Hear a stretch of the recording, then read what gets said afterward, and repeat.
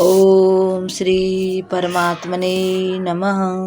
आदरणीय भक्तजनों, सादर प्रणाम। हम आज श्री भक्तमाल में से श्री गोपाली जी की कथा को सुनेंगे। श्री नाभाजी कहते हैं कि ये कलयुग में माता यशोदा ही मानो प्रकट हुई हैं। ऐसा इनका भगवान के प्रति प्रेम था जैसा माता यशोदा का था। श्री गणेशाय नमः, श्री सरस्वत्यै नमः, श्री सद्गुरुदेवाय नमः। भक्तजनों, नाभाजी महाराज वर्णन करते हैं कि श्री गोपाली जी को कलयुग में देखकर माता यशोदा की याद सभी भक्तों को आ जाती है। उनका चरित्र सुन के, उनका चरित्र जान के, क्योंकि जिस प्रकार से कृष्ण की बाल लीलाओं का माता यशोदा के बगैर पूरी नहीं हो सकती है, उसी प्रकार से यह श्री गोपाली जी भी श्री कृष्ण भगवान से लाल लड़ाती थी। भक्तों का वात्सल्य भाव से पालन पोषण करने के लिए ही श्री गोपाली बाई के रूप में मानो श्री यशोदा जी ने ही अवतार लिया। इनके अंग प्रत्यंग में प्रेम प्रकट था। नित्य नियम से अपने मोहन लाल की सेवा करती थी। इनके प्यारे दुलारे मोहन लाल थे। कलयुग के दोष पाप से ये हमेशा दूर ही रही। भक्तों से किसी प्रकार का छल कपट आपने नहीं रखा। आपकी वाणी सहज ही शीतल एवं सुख देने वाली थी। श्री गोविंद भगवान के नाम को सदा रटती रहती थी। भक्ता एवं पतिव्रता स्त्रियों के सभी शुभ लक्षण एवं कलाएं आप में विद्यमान थी। स्वभाव से धीर गंभीर एवं संतों में श्रद्धा भक्ति रखने वाली श्री गोपाली बाई का अंतःकरण सदा परम पवित्र रहता था। इन्होंने वात्सल्यमयी भक्ति अपने हृदय में धारण की थी। श्री नाभाजी महाराज वर्णन करते हैं कि श्री गोपाली जी भगवान श्री कृष्ण की वात्सल्य भाव से सेवा करती थी, यानी कि मैं इनकी माँ हूँ, ये मेरा बाल लाला है। और माता यशोदा श्री कृष्ण की मोहन लाल नाम रखा हुआ था और बार बार उनके प्रेम रंग में रंगी रहती थी। ऐसा लगता था मानो श्री यशोदा जी ही भक्तिमती गोपाली जी के रूप में गोलोक से पृथ्वी पर आ गई हैं। वही आवेश आपके अंग में था। आप बड़े प्रेम से मोहनलाल की सेवा करती थी। एक बार इनकी भक्ति पर प्रसन्न होकर रीझ कर प्रभु एक संत का वेश धारण करके आए। उस समय गोपाली बाई श्री ठाकुर जी को भोग लगा रही थी। संत भगवान का सत्कार करने प्रसाद से भरकर एक थाली लाकर बाई ने संत के सामने रखकर प्रार्थना की, हे महात्मा आप प्रसाद पाइए। संत ने कहा, हे देवी पहले भगवान को पवाओ, उनको भोग लगाओ।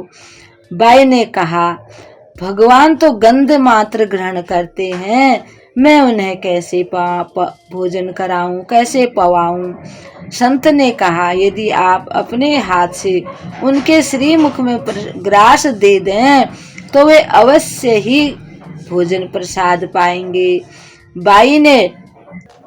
बाई जी ने मंदिर में थाल ले जाकर अपने हाथ से भगवान के मुख में प्रसाद का ग्रास दिया। बड़े प्रेम से भगवान ने उस प्रसाद को पा लिया। इससे बाई को बड़ा सुख प्राप्त हुआ। वे प्रेम में विभोर हो गई। जिस संत की कृपा से यह अभूतपूर्व आनंद मिला, उस संत को भोजन कराने की इच्छा से मंदिर के बाहर आई तो संत वहां से अदृश्य हो चुके थे, अंतर्ध्यान हो गए थे। अब इन्हें बड़ी बेचैनी हुई कि साक्षात भगवान ही मेरे दरवाजे पर आए। मैं पहचान न सकी। आप समझ गई कि वे संत भगवान ही थे। फिर आप मंदिर में श्री ठाकुर जी को पवाने लगी। इस बार प्रभु ने कुछ भी नहीं पाया। तब ये अधीर होकर रोने लगी। उसी समय आकाशवाणी हुई कि एक बार मैंने तुम्हारे प्रेम से भोजन पा लिया, अब तुम आग्रह न करो। मैं रस का आस्वादन अपने भक्तों की रसना से करता हूँ। आकाशवाणी ने कहा कि तुम प्रेम से जो भी भक्त आए उनके हृदय में मुझे ही विराजमान जानकर प्रेम से भोजन बनाओ और प्रसाद पवाओ। मैं अपने भक्तों के द्वारा भोजन प्राप्त करूंगा। उन संतों की, उन भक्तों की तुम सेवा करो।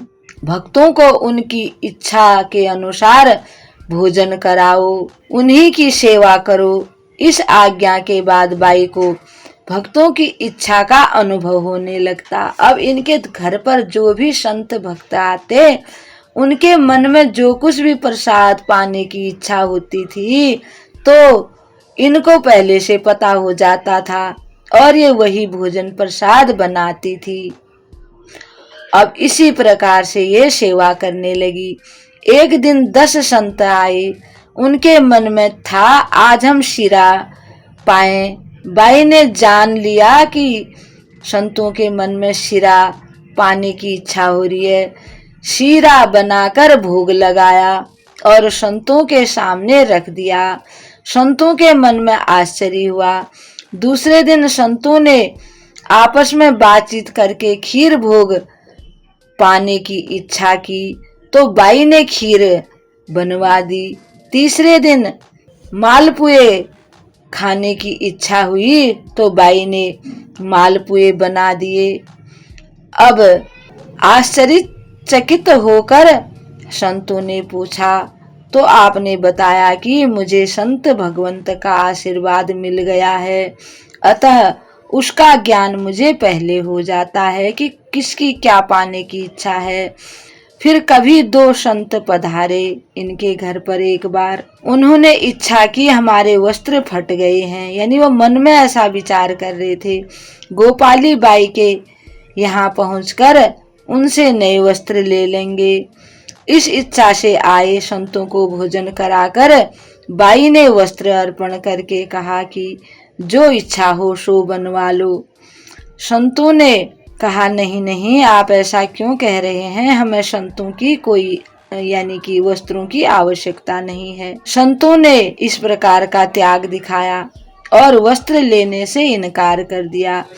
तब बाई ने कहा जब आप वस्त्र की इच्छा करके आए हैं तब फिर अब क्यों अस्वीकार करते हैं। संतों ने गोपाली के चरणों की वंदना की और आशीर्वाद के साथ वस्त्र प्राप्त किए। इस प्रकार इनका सुयश सारे संतों में फैल गया।